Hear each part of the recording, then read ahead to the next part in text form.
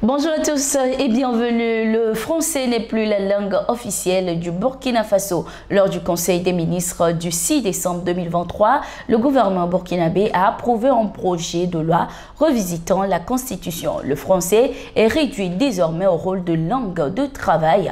Les langues nationales deviennent les langues officielles du pays. Le projet de loi s'inscrit dans le cadre de la réalisation d'une des principales missions de la transition qui consiste à engager des réformes politiques, administratives et institutionnelles en vue de renforcer la culture démocratique et consolider l'état de droit, précise le compte-rendu du Conseil des ministres. Parmi les changements, le texte propose également l'introduction de mécanismes traditionnels et alternatifs de règlement des différends. Soumis au vote de l'Assemblée législative de transition, le projet élargit les compétences du Conseil constitutionnel, supprime des institutions telles que la Haute Cour de justice et le médiateur du Faso, tout en consolidant le statut d'agence nationale du renseignement ANR dans la Constitution. L'Union européenne a pris des sanctions contre le Niger en réaction à l'opération militaire qui a renversé le président Mohamed Bazoum en juillet dernier. Selon Joseph Borrell, chef de la politique étrangère de l'Union européenne, ces sanctions visent à punir ceux qui compromettent la stabilité au Niger. Pour le politologue Ibrahim Namaïwa, l'Union européenne, en suivant la logique hostile de la France envers le Niger, a pris des décisions incohérentes et illégales. Les autorités nigériennes réagissent. Des mesures ont été prises pour dénoncer les accords de coopération militaire.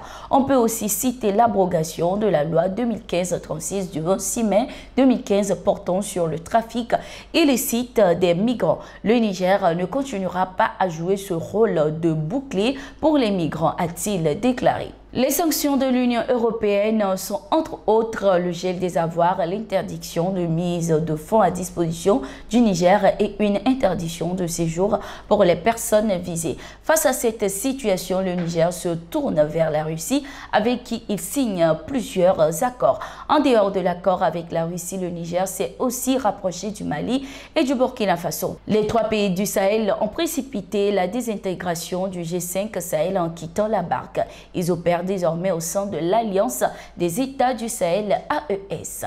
Dans une récente interview accordée aux médias russes Sputnik, le militant panafricain Abdoulaye Nabaloum a déclaré que la dissolution du G5 Sahel, actée par la Mauritanie et le Tchad, met en lumière l'échec de la France qui tentait d'imposer ses volontés à travers cet organe. Selon Nabaloum, le G5 Sahel n'a été qu'une coquille vide servant d'instrument d'influence au profit de la France sans réellement contribuer à la lutte contre le terrorisme. Le G5 Sahel n'a pas donné une réponse adaptée au terrorisme. Le Mali s'est retiré pour s'émanciper. Le Burkina a suivi, constatant lui aussi la carence de Paris à pouvoir apporter des réponses au terrorisme, explique-t-il. En effet, depuis le retrait des forces étrangères, notamment de l'AMINUSMA et les forces armées françaises, le Burkina Faso et le Mali enchaînent des victoires significatives contre les assaillants qui sont les terroristes de plus en plus terrorisés par la puissance de feu des États du Sahel. Arrivé au pouvoir en septembre 2022, le capitaine Ibrahim Traoré a promis à la population un changement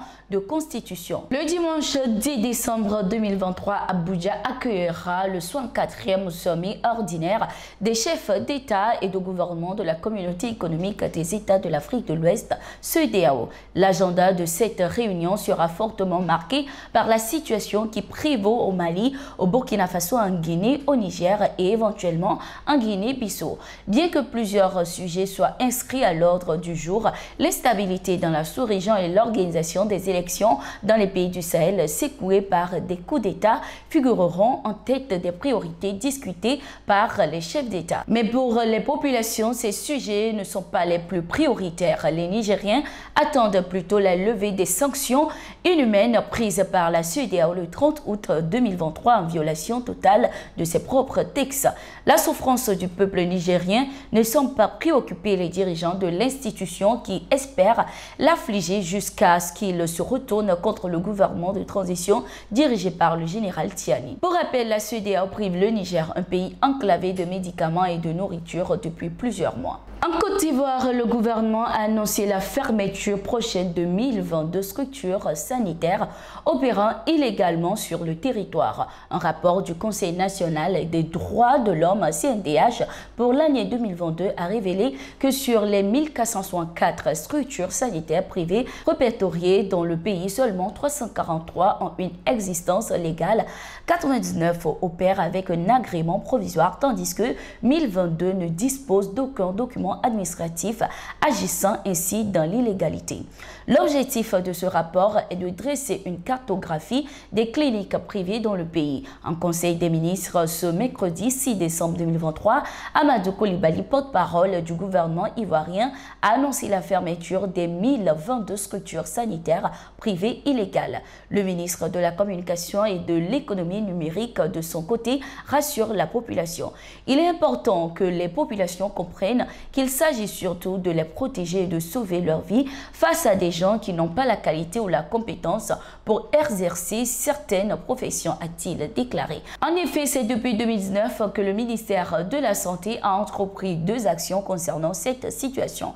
La première, c'est de faire en sorte que les établissements aient une légalité d'existence dans la mesure où ils répondent aux critères, et la deuxième chose, ceux qui ne sont pas conformes à ce que nous souhaitons doivent fermer, a déclaré Dr Marie-Joseph Biti, directrice des établissements et des professions sanitaires. Et voilà, nous sommes arrivés à la fin de ce numéro de Getingo. Merci d'être resté avec nous. Nous sommes en continu sur nos différentes plateformes et sur notre site d'information, le www.toafrica.com.